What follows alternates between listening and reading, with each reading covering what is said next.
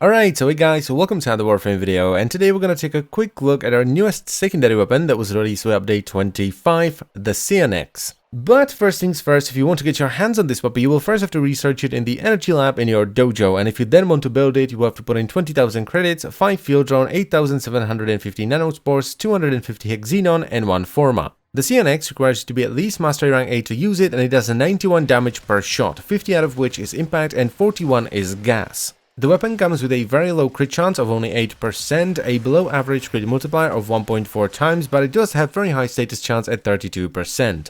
It can also fire up to 4.67 rounds per second, which is quite fast. It only has an 11 round magazine with 110 rounds in total, and it has a pretty lengthy 2.2 second reload, especially considering the fire rate and the magazine size. Though this is only the primary fire, which by the way has terrible accuracy and will spray shots all over the place, there's also a burst fire mode which you can initiate by pressing the secondary fire button. And this for the most part has the same stats as the primary fire, but it does 72 damage per shot, with 38.9 being slash, 30.2 being puncture, and 2.9 being slash with no gas whatsoever. It also has 0.5 meters of punch through, and it uses a different fire mechanic where if you press the secondary fire button, it fires out the rest of your magazine with a fire rate of 10.05 rounds per second. And finally, all shots fired with this weapon create a small 1 meter explosion on impact that does a little bit of AoE and deals self damage. Now, if you watch my videos, you know how much I hate self-damage in this game, and I've played with this weapon for multiple days without realizing there was actually self-damage. I only realized there is self-damage or learned about the self-damage once I read the wiki. The explosion is just so small, you either have to point blank something or you have to walk up to a wall and then pull the trigger to actually get hit by it. So as far as I'm concerned, and you know I can be a bit of a dum-dum when it comes to self-damage because I like to roleplay as a cannonball in this game, it is not a big deal whatsoever.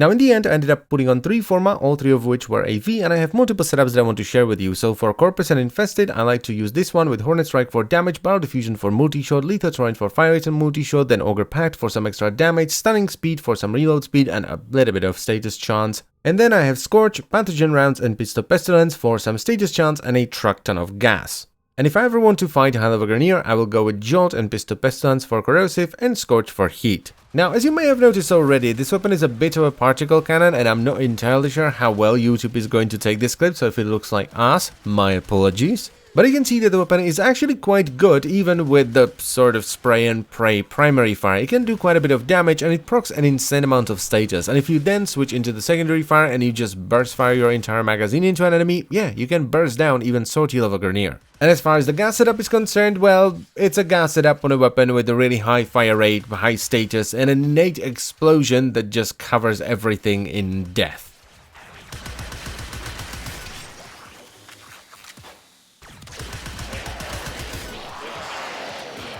However, this is not the only way you can build this weapon. You can also go for a setup like this, where you just go for pure condition overload support with Barrel Diffusion for multi-shot, Lethal Torrent for fire rate and multi-shot, Pistol Pestilence and Frostbite for viral, Jolt and Scorch for radiation, and then I personally went with Stunning Speed for reload and Quick Draw for even more reload. And this actually works surprisingly well, especially when you have like a really beefy condition overload weapon, but mostly because what you can do is just spray the smaller units with the primary fire and just proc a ton of elemental statuses. But if you then run into something a little bit beefier, what you can do is just burst it with a secondary fire, which procs every status effect in the world, and then just slap them and they die.